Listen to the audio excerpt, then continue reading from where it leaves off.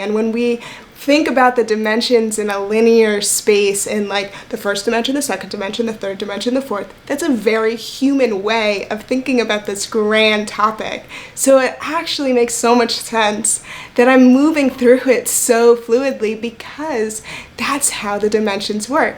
That's how the embodiment of the dimensions work. You know, we are tapping into different vibratory frequencies, different pockets here and there, and the understanding of what the significance and what that tastes like helps us decode these messages that are coming from the divine. So, okay, bringing it back to the beginning. It's a wonderful place to start. So the first dimension is also known as the core of the earth. And the first dimension and the ninth dimension are very much the embodiment of as above, so below. And the way I visualize the first dimension and the ninth dimension is that beautiful sacred figure 8. So we have the we have the 1D and the 9D, and then everything in between constantly flowing and giving and receiving. So the first dimension and the ninth dimension are very similar. So the first dimension, the core of the earth, and there's proof of the core of the earth with seismic waves, seismographs by earthquakes. If you want to do the research, there are many different theories. There's truth in all. I empower you to believe whatever you want to believe. So the core of the earth is the first dimension, and it is very vibratorily similar to the galactic center, which is the void of existence, which is, you know, all of creation. So the core of the earth is like the womb, the womb of creation, and the galactic center is a void of existence. It's kind of how I see it. And they're interchangeable, they're very similar, and I think hollow earth, which is a very widespread theory, I think what's coming through in that theory is the confusion of this similar vibratory frequency. Like, who's to say what is what and what is what? We're not, who knows? But the hollow earth theory supports this theory that the galactic center and the core of the earth are very vibratorily similar. So whatever you believe, it's divinely divine for you, and I empower you to believe whatever you want to believe. The second dimension is the realm of what I like to call the mycelium network of Mother Earth, the interconnectivity of all of consciousness. So when we think about the 2D, the 3D, and the 4D, the best visual I can provide is a tree. So we have the physical tree, the physical vessel, the trunk. That's the 3D manifestation of consciousness in our awareness. Under the surface is the root system, is the mycelium network, is the interconnectivity of the consciousness that manifests into the physical. So the 2D is the inner workings, the electric framework of creation on Earth. So there's a really fun practice, and I'm going to offer a course, a 7-week embodiment of the dimensions, offering practices to tap into the dimensions, to tap into your wisdom. But this is a really, really cool practice of tuning our frequency to the second dimension. So just as we tune our frequency to the higher dimensions, there's medicine in the lower dimensions as well. There's no such thing as good or bad. Everything is medicine, everything is wisdom. So there's a practice of tuning your frequency and tuning your awareness to the second dimension. And in the second dimension is where the realm of bacteria and viruses exist. So whenever we're feeling ill, our physical body is not feeling in full alignment, we can tune our frequency down to the second dimension, understand the interconnectivity and the inner workings of the bacterial realm that is in our vessel, so we can understand the consciousness, we can understand the frequency, the inner workings of what's happening, so we can step out back into our 3D consciousness and alchemize the situation by understanding it in its root.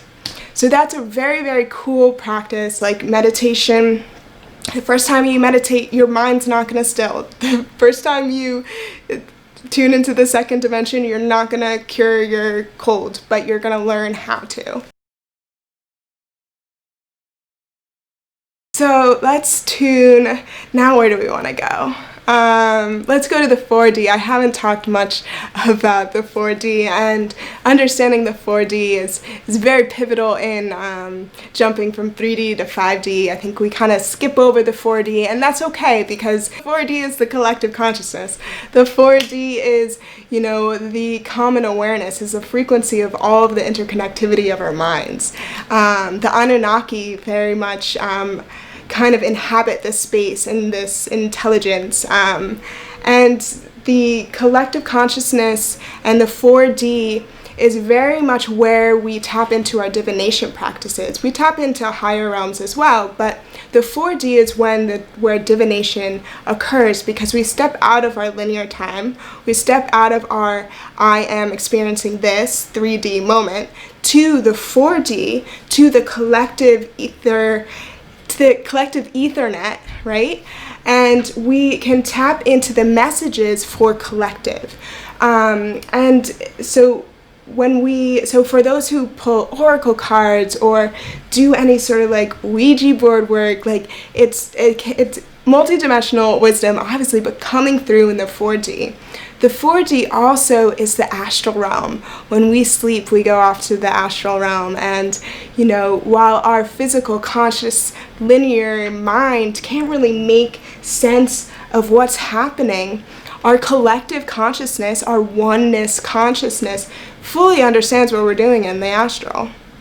We're receiving messages from our oversoul to integrate through our sleep. We're receiving energetic upgrades. And in the astral, so when we sleep, we go to the 4D. So this is why when we talk about the shift from the 3D to the 5D, we don't really talk much about the 4D because we're already there. The 4D is like the framework for what we know. And then we go up.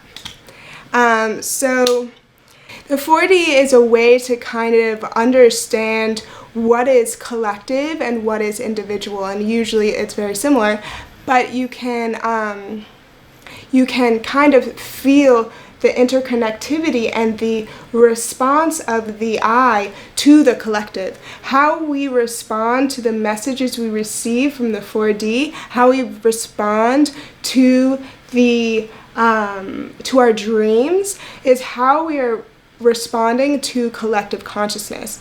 So, and this is an interesting practice of, you know, dream work, of a lot of the times, some people can remember their dreams very vividly, some people can astral travel, some people don't remember their dreams, and that's because part of their consciousness may go further than the 4D and is doing, you know, light code matrices on the earth and doing crystalline codes and infusing the ley lines of earth with crystalline magic, and they come back into their body in the morning and they're like, I'm tired, I don't know. Or they'll be like, oh wow, I'm activated, because they just channeled all of this 8D energy into the crystalline light codes and grids of Earth. So how you dream and how you travel at night, it's all divine, and it all really relates to your soul purpose, to your purpose in this incarnation.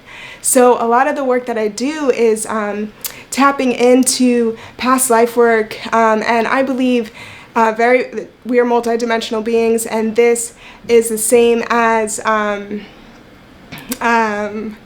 so we're multidimensional beings, and this pertains to all of our incarnations, because time is not linear. We are experiencing all of our incarnations at the same time. So when we tap into our multidimensional self, we have the ability to tap into the wisdom of all these incarnations. So past life regression is super fun, because you get to experience, because like when you get into a regression, you get to experience the magic of a specific incarnation, and you get to hold that frequency back so you can fulfill your duty. The moment you start unlocking the codes to your soul purpose, so obvious it becomes.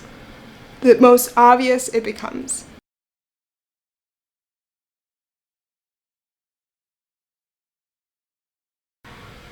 I want to talk about music, so we're gonna go back up to the 7D. I kind of feel like Miss Frizzle, like, no, we're gonna go up to the 7D. Okay, so the 7D music. music, music, music, music, music, music. Did you listen to music today? Because you should go listen to some music. Music is the key. There's a reason why we call them musical keys. It's because they literally unlock codes. It is everything. Part of my spiritual journey, part of the reason and how I opened my channels was through music, was through channeling sound, was through channeling frequency. And everyone has this ability, and you open up your crown chakra and just start producing sounds, and you will feel your frequency rising. You will feel the sounds coming into your body and unlocking and being fluid, and you'll start to feel this connection of this, how when you breathe through your diaphragm and produce sound, you create an energetic channel of air through your spinal column up to the heavens, and you allow for these frequencies to move through you. When we think about the dimensions, we can also think about them as keys, as signatures, as music. So just like how music, like you'll listen to like Beethoven's Sixth Symphony and it will unlock a specific code, and then you'll listen to like Fantasia, and it's a completely different code, it's a completely different frequency, and these are keys. Yeah, so music is a beautiful, beautiful channel, and everyone can sing. Everyone can have such a beautiful, unique song. Your frequency is the frequency of the cosmos, of source, and when you empower yourself to produce these sounds and to connect to the cosmos and allow these light codes and to move through you and sound, you will feel such an energetic shift within your being. You will feel it in the air, because when you sing, you are bringing those frequencies, those cosmic frequencies, into the ethers. And then we breathe them in, and then we embody them. They become in the water. Sing to your water.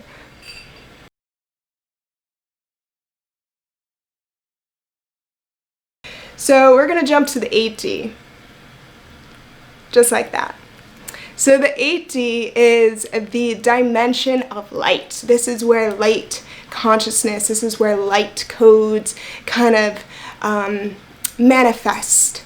So the 8D, so we can look at the 8D, the 7D, and the 6D as very much an interconnectivity of understanding light consciousness. So the 8D being light, the 7D being sound, and if you look at the visible light spectrum, and if you look at how we understand and how we measure frequency, the visible light spectrum and hertz, waves, they're so similar. So sound and light is very, very similar, even in the way it is measured. So light comes down into the 7th dimension and manifests as sound. So this is why our voices hold such codes without even knowing the words. Like, that's why words hold frequency. It's not the actual word, it's the frequency. It's the sound of the word that holds the medicine, that holds the wisdom.